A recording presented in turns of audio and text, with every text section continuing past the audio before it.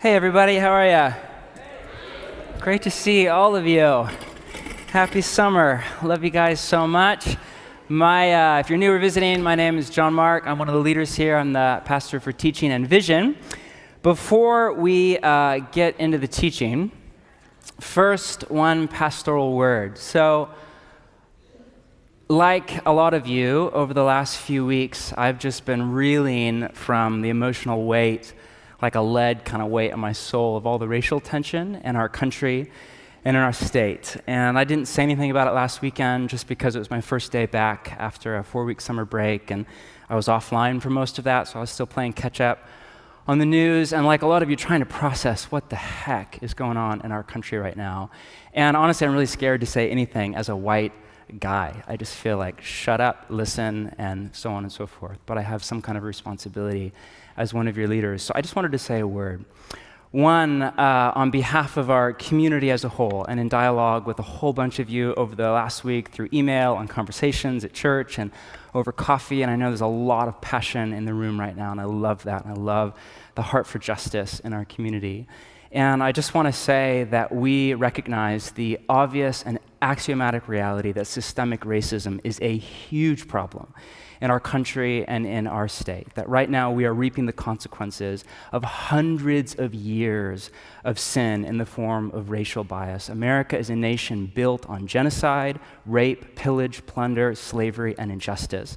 One of the many reasons that I do not buy the America is a Christian nation myth is, for starters, because I don't think there is such a thing. But secondly, even if there was, it would not have been built on the backs of slavery. And we're still just staggering under the weight of it. And like a lot of you, I'm new to this conversation. I was born white, male, in a middle-class family in suburban California. The only African-American friends I had were all affluent, at least middle class or above. I lived in this little bubble. I bought into the myth of a post-racial, kind of colorblind America, which is not only not true, it is a dangerous myth.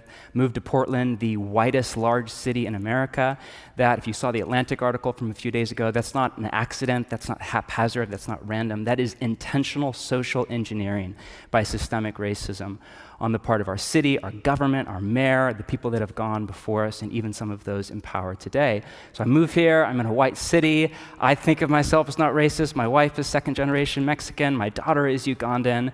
And all of this over the last year or two is just exposing what a lot of you have known is there all along, that the post-racial thing is a total myth, and that ignorance and indifference on the part of white people like myself leads to white supremacy, leads to ongoing injustice that does not go away. And so obviously the time has come for this to end and for this to change, and we all play a part. One of the great problems with white culture in America is it's so hyper-individualistic, and so we think, I'm not a racist, I have a black daughter, I live in Portland, I'm a secular, progressive, I'm not a secular, progressive guy, whatever. And so we think, hey, this is just not an issue for me, and it's easy to think you're not racist when all of your friends are white, and it's easy to not bear responsibility for the white community, for those that have gone before you. The reality is that if you are white in particular, we all bear a tremendous amount of responsibility, not only as an American citizen, but first and foremost as a follower of Jesus, because in the kingdom of God, the good of the community always goes ahead of the good of the individual, and we bear responsibility not to just not have racism in our heart or mind, but to actually stand up for justice and to work for healing in our society. So at the risk of just sounding like a total idiot white guy and sappy or sentimental, I just want to say to all of you, and please show me grace here if this is not the right way to say it, but to all of those of you who are black in our community, we want to say that we love you, we value you, we are so sorry for what you have gone through, we are so sorry for our ignorance, for our indifference, for what we and those who have come before us, our grandfathers and great-grandfathers, what we have done to you, what our city has done to you. From slavery to the Homestead Act of giving 650 free acres to you if you're a white male. If you're a black male, you're not even allowed in our state, much less allowed to own land. To the Jim Crow laws, to post-World War II, giving free education and a free home loan in suburbia to white men only. To redlining, which is as recent as the 1980s in our city. So when I was here, 1 year old, my dad was a student in Multnomah Biblical Seminary. We lived in Northeast, 1981. At that time, if you were a black man or woman, it was really hard, if not impossible, to even get a home loan in our city. And if it was only in a select neighborhood, which was then later raised for Emmanuel Hospital and Memorial Coliseum, and now gentrification in the Northeast. So we see it. And we want you to know that I don't understand it, in all honesty. I don't know what it feels like to be scared of a police officer. I have nothing but good to say for law enforcement. But I see it, and we just want you to know that you are part of our community, that you matter, that we value you, that you have not only a seat at the table, but we want you to even lead our community in this area and many others. And to those of you who are white, which is a few of you, I just want to say, as your pastor, with all due respect, now is not the time to tweet or hashtag or blog or debate. Just shut up, if you would. And now is the time to listen and to learn. I think the right posture right now is humility. It's a lot of reading. It's a lot of podcasting. It's a lot of conversations with your friends who are people of color. It's a lot of you are the teacher, you are the mentor, I'm the student. Teach me, help me better understand this. It's a lot of owning stuff that maybe you and I don't want to own, in particular as a white man or woman. And that's the posture. The reality is if you were born white, in particular if like me, you're a male in a middle-class family in a safe suburban context where I grew up, then you are the beneficiary of hundreds of years of accrued privilege based on systemic racial injustice in our country. And that is something that we can't wink at and just say, hey, it's not a problem anymore, we've moved on. We've not. And it's something that as followers of Jesus, we bear responsibility for. So I honestly have more questions than answers. I would love to just not say anything for the next 2 years and just read everything there is and podcast everything there is and get 25 mentors, but I don't have that luxury. And so I just want I want to say on behalf of our community, on behalf of our leadership, this matters to us. It matters a lot. I don't know exactly what the way forward is. I'm in dialogue with some really incredible people of color and leaders that I really look up to and respect, and we'll have an ongoing conversation, particularly toward the end of the summer. We'll dedicate at least a night, probably in September, just to go deeper on this as a community in both thought process and in prayer. So please show us grace, in particular those of you that are way ahead of us on this conversation, or those of you for whom this is not an abstract idea, this is a reality that you live with. Show us grace, and just know that we love you. And I think that in the cultural climate we're in right now of anger, hate, blatant unforgiveness, sound bites, and hashtags, I think a forgiven and forgiven community with love at the center of the way of Jesus, that is the path forward. And so that's what I want to be as a community, whatever that looks like. So would you just pray with me for a moment? Jesus, it's a beautiful day, and it's summer, and I love our city, and can't wait to open up the Bible, but I just feel this weight on my soul. And God, I ask that you would lead and guide our community forward as we read in the New Testament, and particularly in the writings of Paul, about the new humanity that is the church. And it's not a post-racial, colorblind humanity. It is a celebration of every color, of every tribe, every tongue, every nation. And we want to be that. I have no idea how to do that in the whitest city in America. And I have no idea to do that after hundreds of years of just accrued tension. But Jesus, we ask for you to pastor us, for you to shepherd us. I pray for love to be the center virtue in the life of our community. And I also pray for humility, for wisdom, for us to own our part across the aisle. And God, I ask that you would show mercy and grace in time of need to our community, to our city, to our state, to our nation, and to our world. And may you, Jesus, have your way, and may you shape our community with all its problems and all its issues into the image of Jesus as we move forward. And now as we open the scriptures, again, we just invite you, Holy Spirit. We want more than information. We want formation. And so shape us as a community, I pray, Jesus. Amen. Thanks, everybody. Please turn in your Bibles to Daniel chapter 1. Daniel chapter 1. Last week, we started a new series that we're calling Life in Exile on Becoming a Creative Minority. If you were not here, please go back, listen to the podcast to frame it up. It was one of the most important teachings for sure of the summer, if not for the year. To recap the basic idea, we are living in a new cultural moment. Over the last few hundred years, and in particular over the last 2 or 3 decades, the ground underneath our feet has moved, and we're now in a full-on post-Christian world. The metaphor that best captures this kind of a cultural moment in the Bible is the metaphor of exile. It's used all through the library of Scripture for whenever followers of Jesus are, interesting, a minority in a culture where the dominant values are alien or even run hostile to the way of Jesus.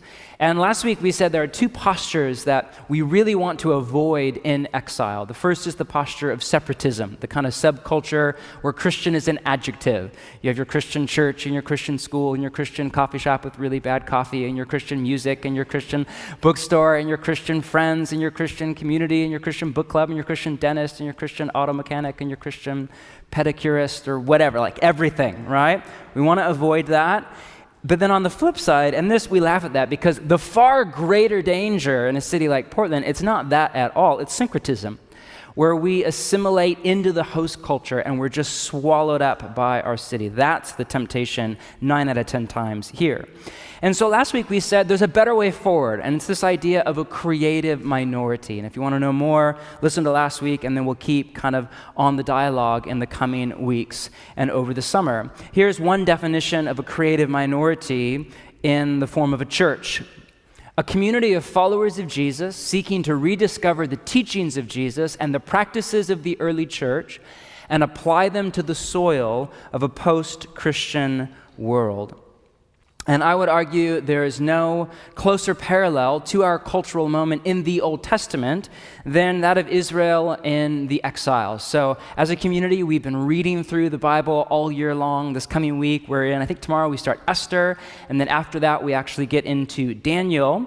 And the book of Daniel will be our Sherpa, or our guide to kind of help navigate the strange new alien terrain of the exile. The book of Daniel breaks right down the middle into 2 halves. So the first 6 chapters are all about stories of these 4 guys in exile. And then the second half of the book is prophetic stuff, a pointer to the future. So we'll spend most of our time in the first half of the book. The plan for tonight is, put simply, to just work through chapter 1. Does that sound good? Yeah? Okay, here we go. Daniel chapter 1, verse 1. In the 3rd year of the reign of Jehoiakim, king of Judah, that's a name for the southern part of Israel, the kingdom at that point was divided, Nebuchadnezzar, king of Babylon, came to Jerusalem and besieged it.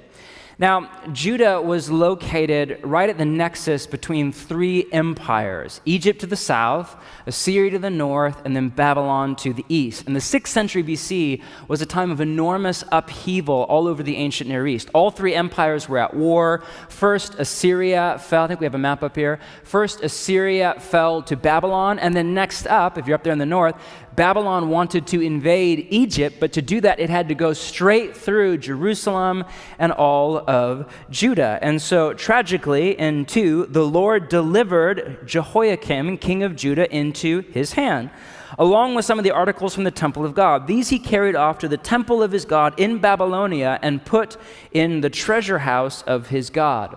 Now that phrase, the Lord delivered, is tapping into the story that we as a community have been reading over the last 7 months in the Old Testament.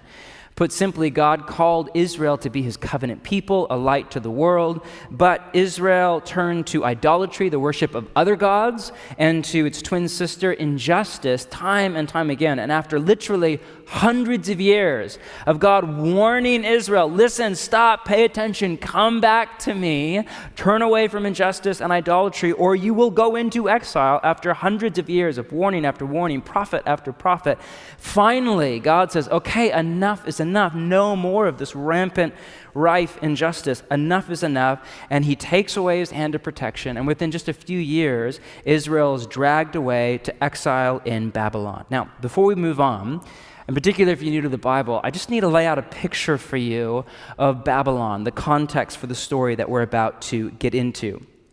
Babylon was the zenith of civilization in the ancient world. At the time, it was the largest city in the known world at 2,500 acres. Its walls were 80 feet thick, 320 feet high. It's even high by today's standards, 56 miles long. You would enter the city through a gate named after one of the many Babylonian gods. Here's a picture from, actually next slide, the Pergamum Museum in Berlin of the Ishtar Gate, named after the goddess of love and war, which you single people should know is essentially the same thing.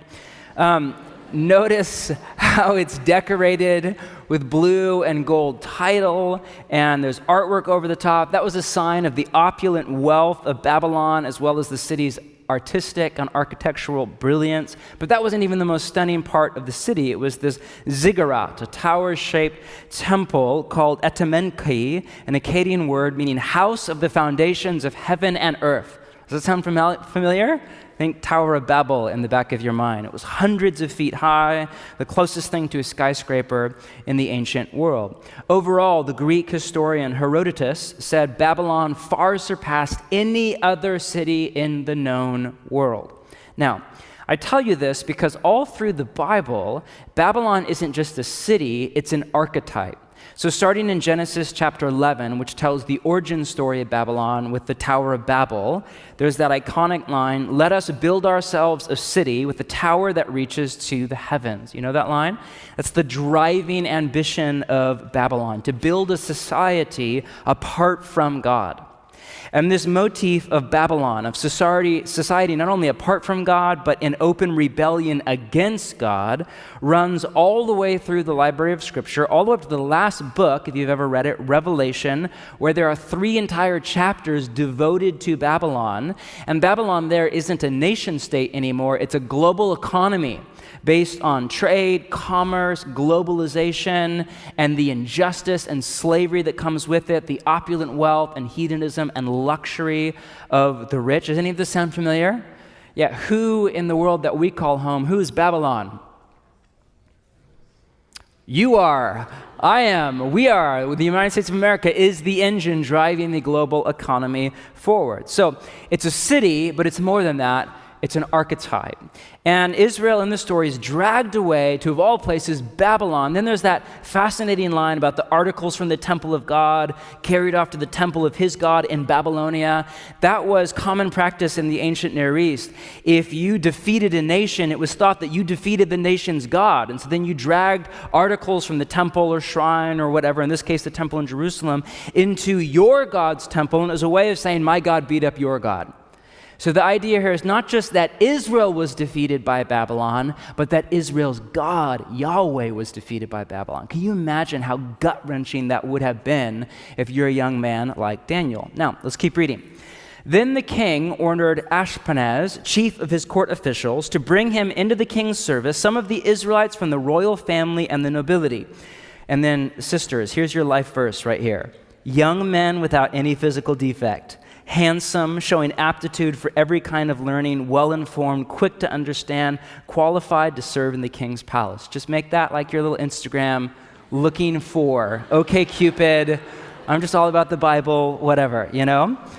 He was to teach them the language and literature of the Babylonians. The king assigned them a daily amount of food and wine from the king's table. They were to be trained for 3 years, and after that they were to enter the king's service. So these are essentially smart, well-educated young men from the nobility, in the royal line, affluent, with Model-esque good looks. Not good enough to be good, you have to look good, like image matters. Nothing has changed in millennia. And these men are put into a 3-year cultural immersion program. And then we read this, 6. Among those who were chosen were some from Judah, Daniel, Hananiah, Mishael, and Azariah. The chief official gave them new names. To Daniel, the name Belshazzar. To Hananiah, Shadrach. To Mishael, Meshach. And to Azariah, Abednego. So the book of Daniel tells the story not of all the Jewish men, but of 4 men in particular, Daniel and his friends, who are all renamed from a Hebrew name to a Babylonian name. But then look at this key line in the story, 8. But Daniel resolved not to defile himself with the royal food and wine. And he asked the chief official for permission not to defile himself in this way. So in the ancient Near East, in particular in Jewish culture, your diet, or the food you would or would not eat, was a cultural marker and even a spiritual marker. It was a sign of your spirituality or which God you worship, especially if you're a Jew. So he asked for permission. 9, now God had caused the official to show favor and compassion to Daniel. So here God is where? He's in Babylon. Not only in Israel, he's in Babylon and he's at work. And I'm afraid, the official says, of my lord the king who has assigned your food and drink. Why should he see you looking worse than the other young men of your age? The king would then have my head because of you. Here, have a hamburger or whatever, or a protein shake or whatever. You need to work out like you're the king's man. Daniel then said to the guard whom the chief official had appointed over Daniel, Hananiah, Mishael, and Azariah, please, test your servants for 10 days. Give us nothing but vegetables to eat and water to drink. Then compare our appearance with that of the young men who eat the royal food and treat your servants in accordance with what you see. So you doctors, this is like the first controlled trial ever, right here.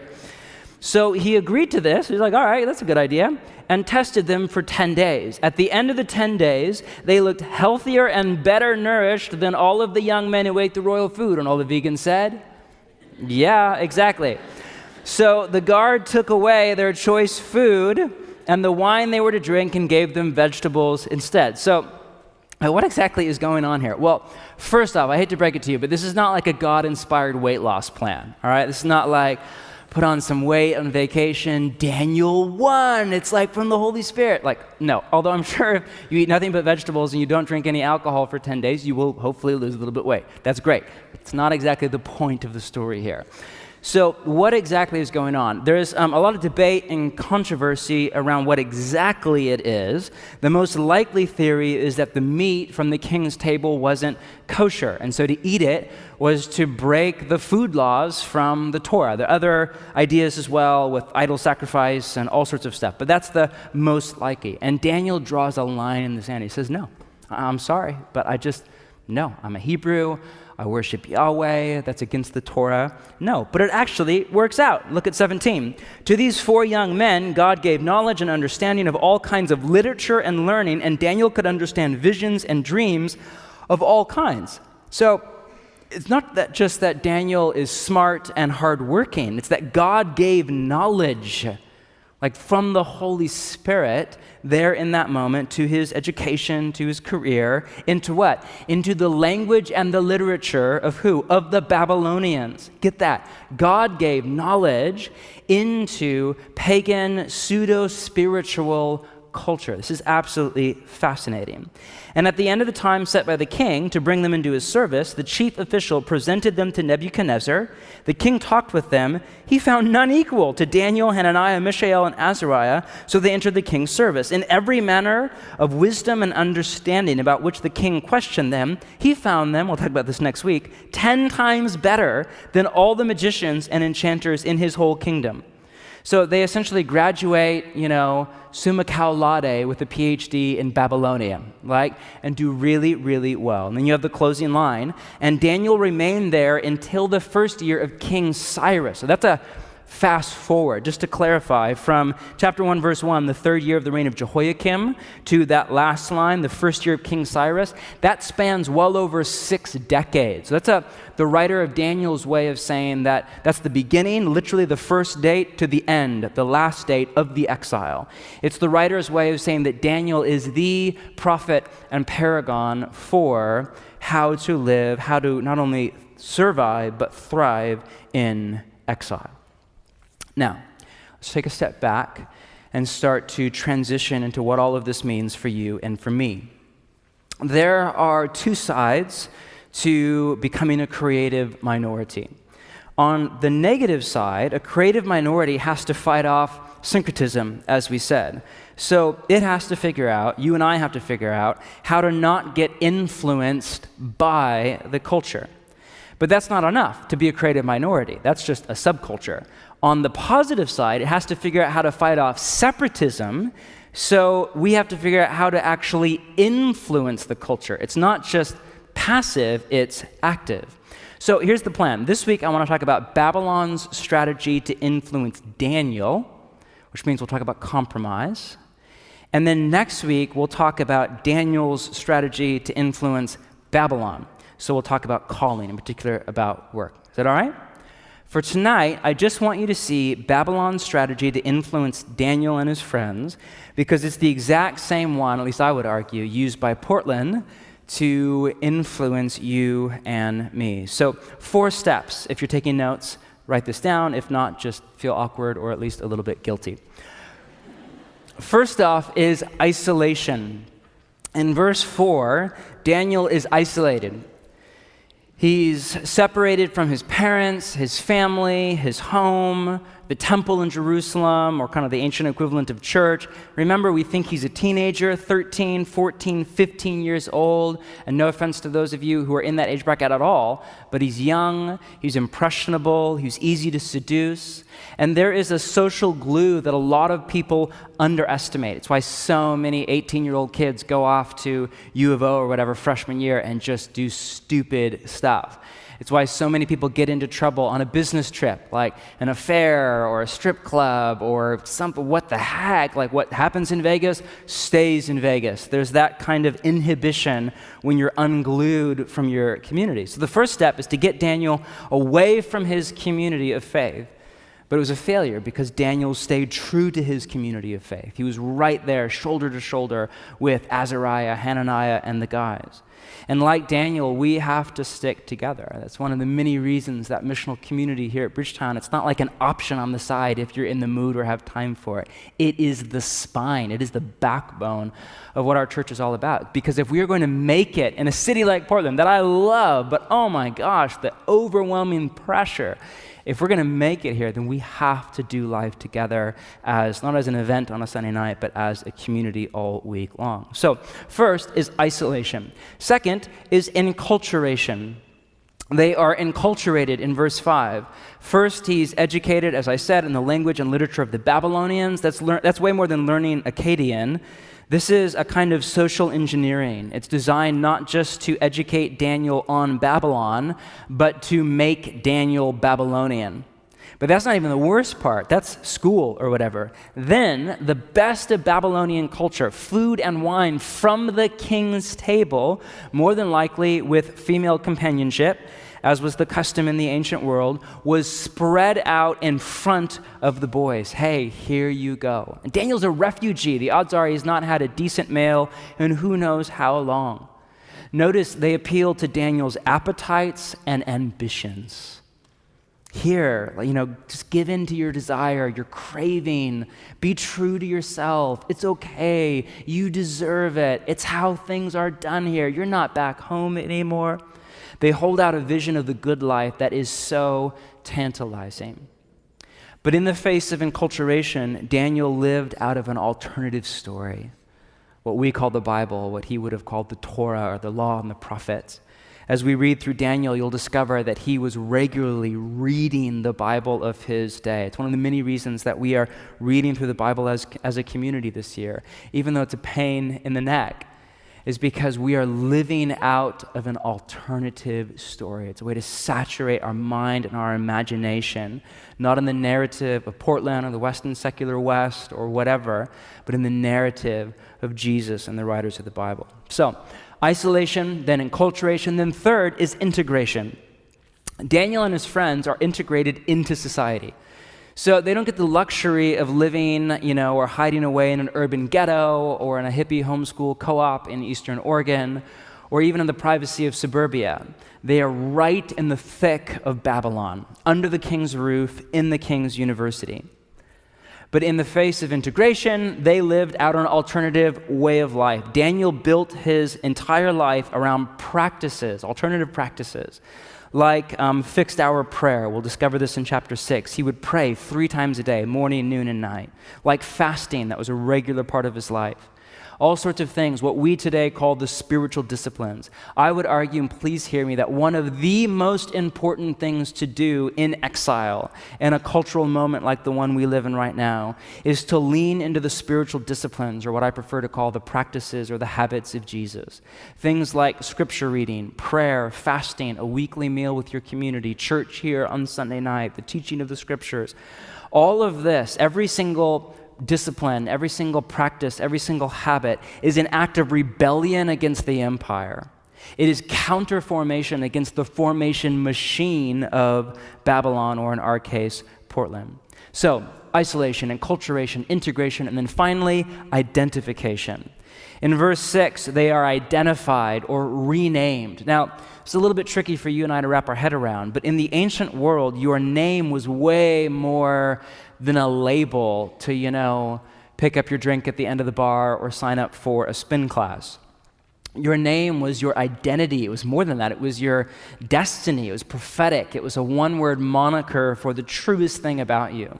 One Old Testament scholar writes this: in the world of the Hebrew Scriptures, a personal name was often thought to indicate something essential about the bearer's identity, origin, birth circumstances, or the divine purpose that the bearer was intended to fulfill.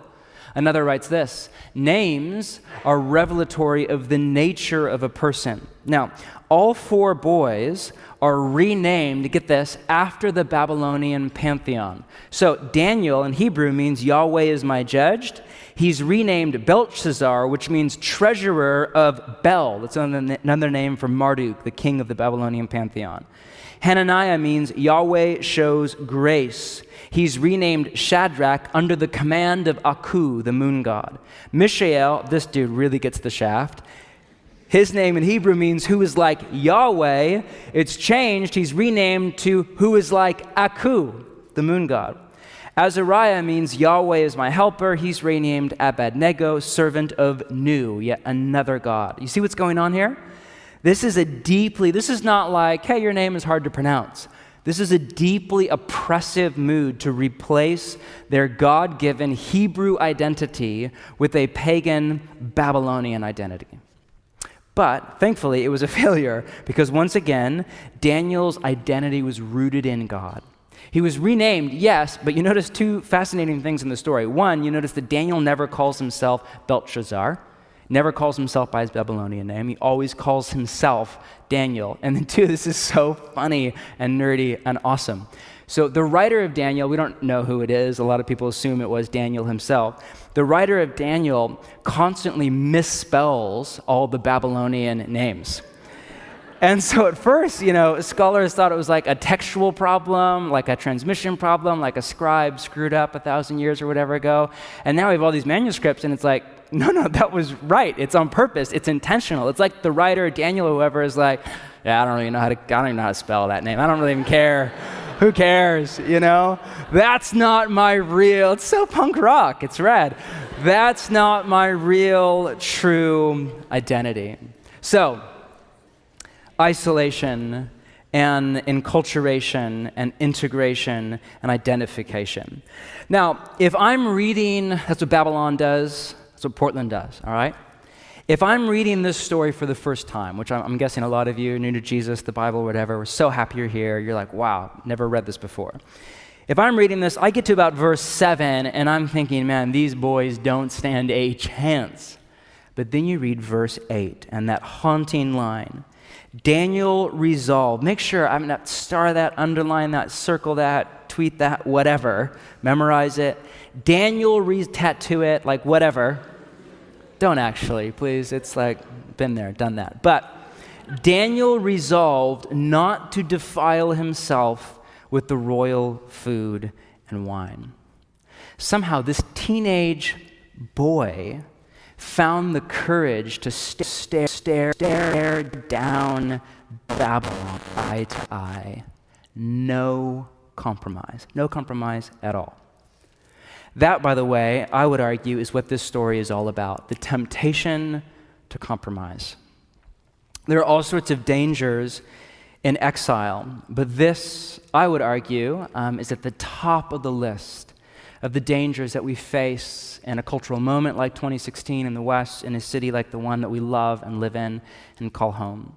Like Daniel, we live in a city where we stick out, where we're different. We're not like everybody else, and we live under this overwhelming pressure, in the language of Lee Beach from last week, to conform to the tyranny of majority opinion, to just compromise, to just give in, to just calm down and let it slide and chill out and assimilate. You know, Mark Sayers, who's here recently, his book, Disappearing Church, is really what inspired this entire series, and I think he's one of the most important teachers in the world right now. And he has this great point, based on a number of sociological writings, about how pre-Christian culture and post-Christian culture are not the same thing, but are in fact polar opposite. So think of a pre-Christian culture like Europe before the gospel of Jesus, like back around the turn of the millennium. That's not the same thing as a post-Christian Europe. So Europe, the West, America, we've not reverted back to our pagan roots. We don't worship Thor. I mean, that dude is really hot. What's this? Even I'm a straight man, but that guy is like, wow, you know? Wow, holy cow. But we don't worship Thor or Loki, who's dating Taylor Swift, by the way. How crazy is that? I know all of this stuff. But we don't, sacrifice our firstborn child. That was from New Seasons, I promise. I was just there in line, and it was on the front cover, and whatever. I'm just enculturating myself, enculturating. Anyway, we don't sacrifice our firstborn child at Stonehenge or whatever. We have not reverted to a pre-Christian world.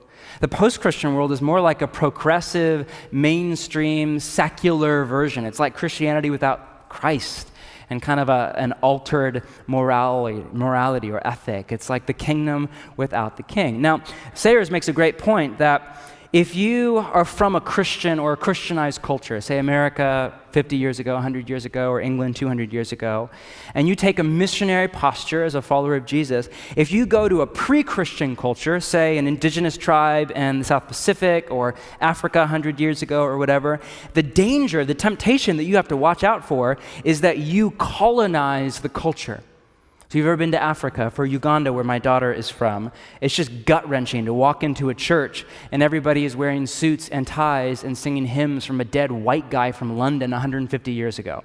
So that's the danger, that you colonize, that you make that beautiful indigenous culture, British or American or Anglo or whatever. But in a post-Christian culture, if you're a follower of Jesus, you take a missionary posture, you move to a city like Portland, you live here, you do life here. The danger is not that we colonize the culture. That's not a danger. It's not a temptation. It's not like, we really screwed up. All of Portland singing Bethel songs, and wearing VeggieTales shirts. That's not going to happen. It's not going to happen, all right? The danger is not that we colonize the culture. It's the exact opposite. The danger is that we are colonized by the culture. So pre-Christian culture, the danger is you colonize. Post-Christian culture, the danger is you are colonized. So this is the issue. This is the problem that as a follower of Jesus in a city like ours, you and I are wrestling with. After you live in this city for a while, it starts to wear you down. As a pastor, I see this pattern. My guess is you see it too as a part of our community. Kids, 20-somethings, move into the city, usually from a small town or suburban background. Like nobody here, for the most part, actually grew up in the city. We're all from Tigard or Des Moines or something. And so people move into the city, usually from a conservative church culture, and people love the city, and it's so great. And then give them a few months, then people start to get cool. It's I'm cool. You start to do your thing, and you live off division, and you get to know everything, and whatever, and you change how you talk. You're where are you from? You're Southeast. You're you moved here 2 weeks ago from Sacramento. That doesn't even count. Whatever. People start to get cool. People start to drink, usually more and more, because that's a huge part of the culture here. Alcoholism is a rampant issue in our city. People start to cuss, just a little bit here, just little stuff here and there.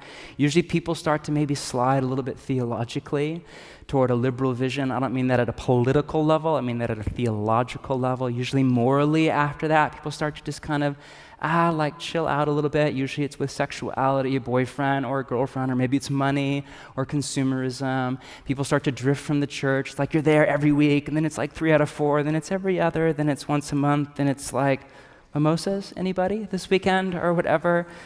And people just drift away. And it's tragic, and I see it all the time. This city is great. You all know I love it. I live right up the street. I'm raising my kids here. I love it. But this city is so hard to say no to. Sociologists talk about the difference between hard power and soft power, in particular at like a political and economic level. Hard power is ISIS, like convert to Islam or I will behead you. And not all hard power is bad. The police, for example, are hard power, like obey the law or go to jail. Soft power is Portland. It's Moscow Mule. It's, hey, you had a drink? That's great. Here's another one. You had 2? No problem. It's Sunday afternoon. Come on, just have a third one. Here you're out with your friends. It's not a big deal. You're alone with your girlfriend at her apartment at night on the couch. Yeah, that's totally fine. Don't worry about it. Yeah, you love her. Just like, yeah, you have some extra money. You don't need to give that. No, racism, you don't need to worry about racial. You're not racist. That's not your problem. You don't need to do anything about that. Oh, yeah, that new show is on Netflix. Oh, Orange is the New Black. That's great. Yeah, it's not porn. No, it's okay. It's like a huge thing. It's like, this is just how this city is. And soft power is lethal because it's so unassuming. Nobody says, I'm going to move to the city and stop following Jesus. Well, some people say that, but that's a whole other thing.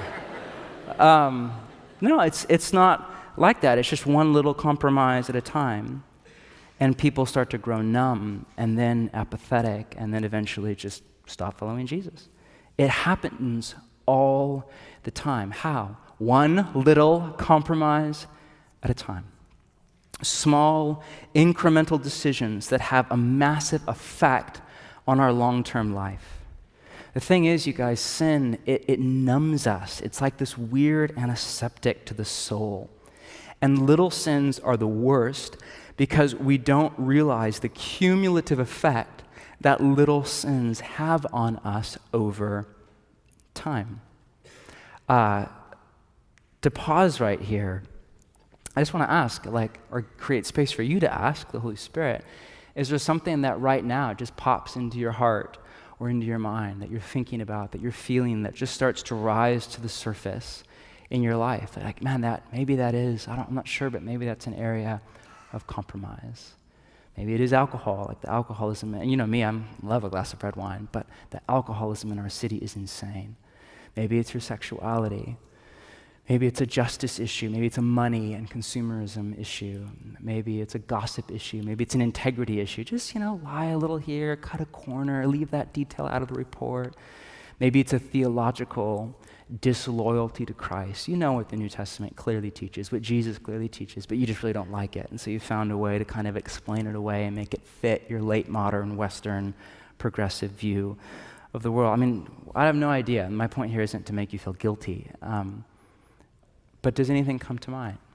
As before I ever stand up here and talk to you, I have to talk to Jesus about all of this. So, had a great last week. My wife and family were all in California, and I'm super introverted. So everybody's like, "Are you missing them a lot?" I'm like, "Heck no, I'm loving my life." They're not here, so I can say that. And I love my family and my wife a ton. We had a great date last night when it was great. But I'm alone all week, and I said this weird week. It was a great week. Got a ton of work done. Plenty of time to read and all that, beautiful summer. But I just felt this distance between me and the Holy Spirit. And like a ton of you, one of the main things that I'm working towards in my apprenticeship to Jesus right now is just learning how to always be 2 places at once, at church or on my run or at the office or whatever, and in the presence of God.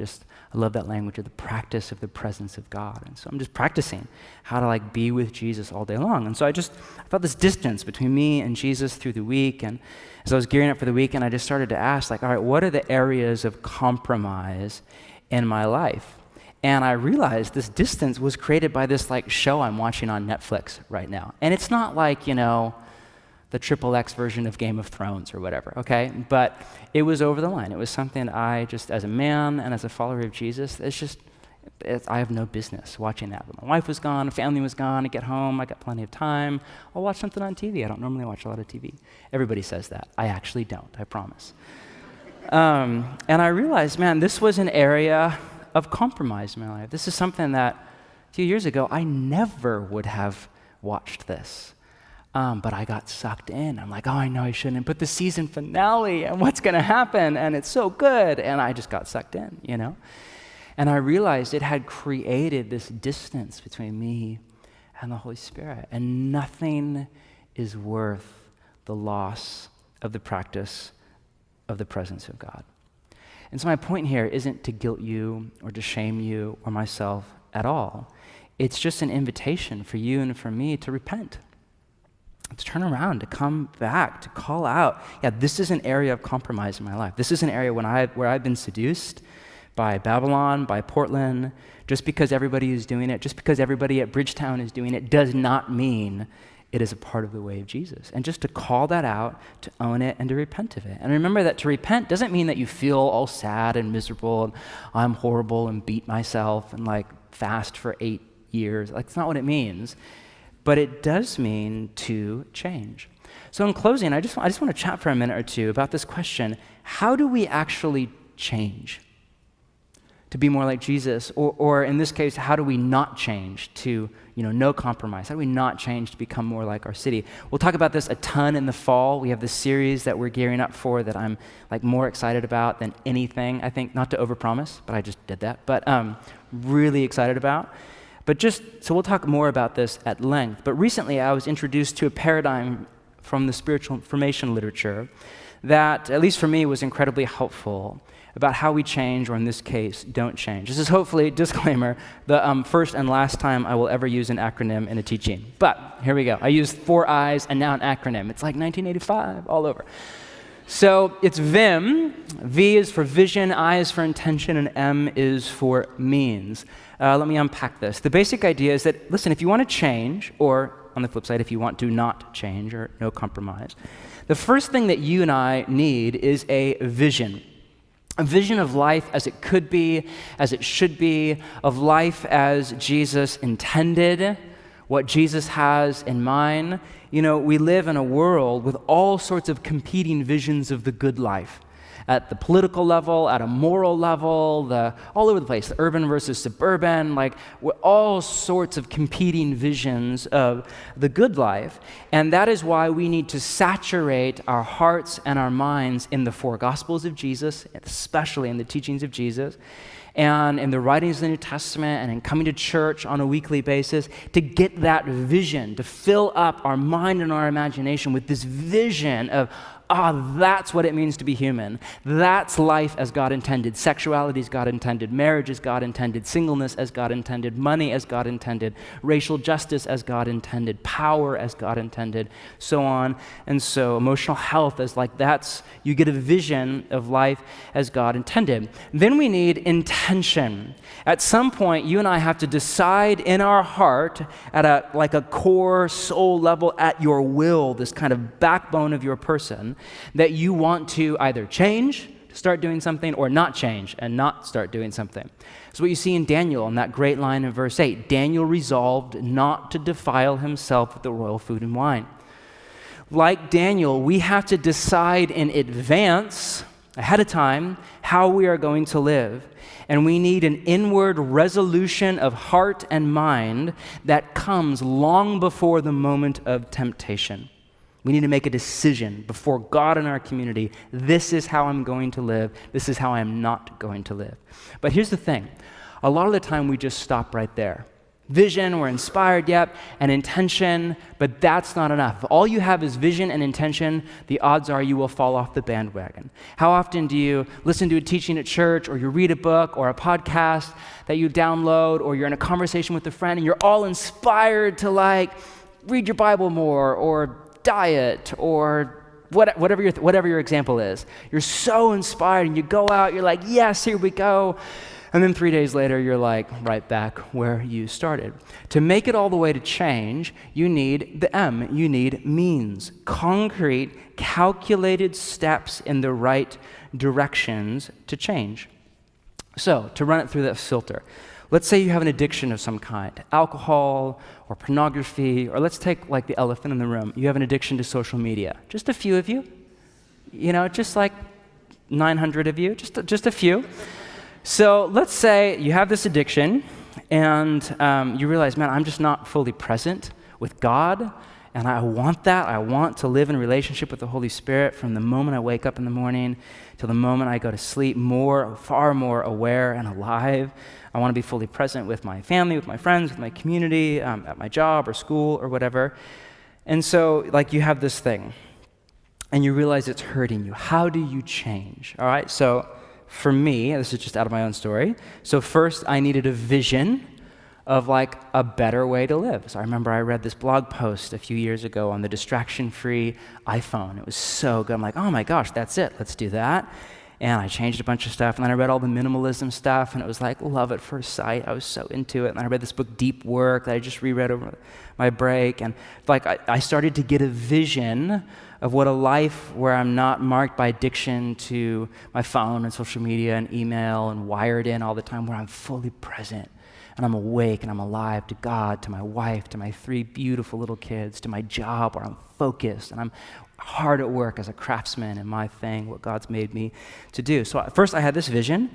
Then there was a moment of intention where I had to actually decide, like, this is hurting my life. I want to live a very different way. I want to be far more like Jesus in the moment, and that does not come naturally for me. But then I had to like add in means. So for me, and you don't need to do this, but for me, I turned my smartphone into a dumb phone. So it has no Twitter, it has no email, it has no apps really, except for like maps and stuff that actually are helpful, and there's no Pokemon Go on my phone. I know, I'm sorry, I just have a job.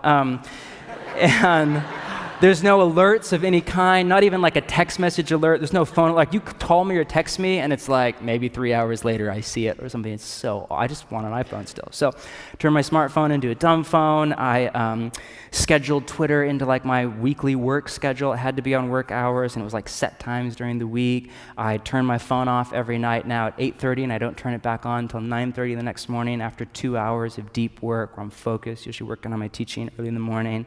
I turn my phone off every Sabbath for at least 24 hours, usually more. I'm not saying you need to do this stuff. I'm just saying for me, it wasn't enough to be like, oh, I really don't want to be addicted to my phone. I'll try harder this week. Like, how well does that work? Like, just to clarify, it doesn't work at all, like not at all. So like I actually had to transition that vision of a whole other way of living and that intention to actual means. Now, I'm not saying you need to do that at all, and the analogy for you might be something way different and way harder. All I'm saying is we have to think in that paradigm of vision and intention and means. So for the coming week, here's the ask. I would ask you even tonight to create space to listen to the Holy Spirit and just ask God, what are the areas of compromise in my life? And the odds are there's already something right there stirring right at kind of the surface of your mind and imagination. God, what are the areas? Maybe write it down. Don't make a list of like 20 things. This is not like Shame Fest, okay? 1, 2, 3 things, an area of compromise in your life. Work through it, pray through it, have a moment of intention. And then when you're ready, maybe just write down some means, some concrete, calculated, what are new habits to cultivate, to change, or in the compromise issue, to not change. And then maybe just throw that in an Evernote or on your phone or in a 3x5 card and tape it to your fridge or your closet door or something like that, just to keep it before your mind and your heart. I don't know what it is for you. For Daniel, it was meat from the king's table and wine from the king's table. I'm guessing that's not a problem for you. Maybe it is. You're like, the king's wine, I just have to say no. The king's meat, I'm guessing that's not the thing for you. But I just want you to notice this in closing. Notice that Daniel went above and beyond in his pursuit of holiness. So all the Torah said, or the Bible of his day, all it said was no unkosher meat. Daniel said no food at all from the king's table, and on top of that, no wine. Now, wine's not a bad thing. It's all over. It's a celebration all through the Old Testament. But you can say whatever you want about Daniel. You can call him a legalist. You can call him a fundamentalist. You can say he's from whatever. But that dude made it through the exile, and in doing so, he changed the world. You know, often in exile, we make the tragic mistake of erring on the side of freedom rather than the side of holiness. And exile is not the place to do that. If there is an in-between area, a gray area, an amorphous area, maybe that even right now you're thinking about something in your life, you're like, is that conviction from the Holy Spirit right now, or is that like my religious upbringing and guilt and shame and whatever, and you're not really sure? Well, first you just ask the question, is this something that Jesus would do if he were me? If the answer is no, there you have it. If the answer is, well, I'm not really sure, I don't really know, I'm not, Jesus didn't have Netflix, I'm not exactly sure, he didn't have a girlfriend, he didn't, I don't exactly know, then my encouragement to you, based on the example of Daniel, is err on the side of holiness. I really don't think that we'll get to the resurrection of the dead and just be like, man, I wish I watched Game of Thrones. I hear it's amazing and horrible, and no follower of Jesus has any business watching that. I don't think that will happen. I think we'll get there and we'll be like, man, what the heck was I thinking? And you're in the presence of God, and it's like uncut, unedited joy, in your entire person. My guess is we'll be like, what was I thinking? Why did I trade the presence of God for 50 years, 60 years, 70 years, whatever, for that thing? For that stupid relationship? For that show? For that extra line item in my budget? For that corner cutter? Really for that? It's so not worth it, because nothing is worth the cost of the presence of God. Jesus, over and over, would refer to that iconic line in the Old Testament, be holy as I, the Lord your God, am holy. And he would say things like, blessed are the pure in heart, for they will see God. And if you want to see God, and if you want to wake up in the morning and have God not be an abstract idea or a feeling that you get at church once in a while, but a relationship that you're in, a presence that you enjoy from morning through to night, then you have to be holy. Not to earn God's favor. If anything, it's more for you than for God. Blessed are the pure in heart, for they will see God. It's a life of no compromise. In closing, I'll never forget when I was in high school. I think I was, 17-ish years old, junior in high school. I read Keith Green's biography. Anybody know Keith Green? Yeah, he's this hippie, counterculture, prophet, singer-songwriter from the Jesus movement in the 1960s and 70s. Died young in a plane crash, and there's a biography by his wife. And I read it, it was forever ago, and I just remember the title was No Compromise. And I don't know, for some reason, as a 17-year-old boy, that shaped me. I just remember, I want to live that way. I want to live no compromise. The reality is the people that we remember, that we read about, that we follow the example of, are not people who go with the flow, meld in, and are like everybody else. It's the people who say no to compromise. I don't mean that our desire here is to be famous or well-known. I just mean our desire is to follow in the example of men like Daniel here, to live no compromise, not only make it through exile, but to change the world in the meantime. Let's stand and pray.